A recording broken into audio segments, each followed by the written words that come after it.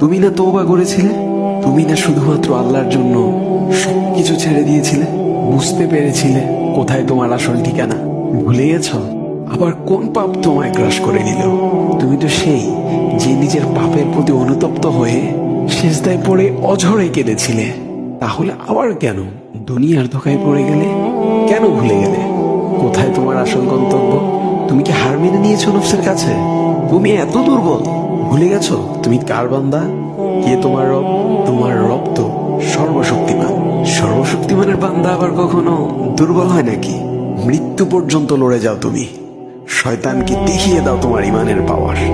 শয়তানের ধোকায় পড়ে অনেক পাপ করে ফেলেছো, তাই নিরাশ হয়ে গেছো তুমি, তাই না? তুমি কি জানো না তোমার রব কতটা মহান? তিনি তো তোমাকে ক্ষমা করার জন্য অপেক্ষা করছেন। তাই ফিরে আসো সেই রবের দুয়ারে, যার দুয়ার কখনো বন্ধ হয় না। ভিডিওটি ভালো লাগলে একটি শেয়ার করে দিবেন, হয়তোবা আপনার একটি শেয়ারও কারো হেদায়েতের উসিলা বনে যাবে।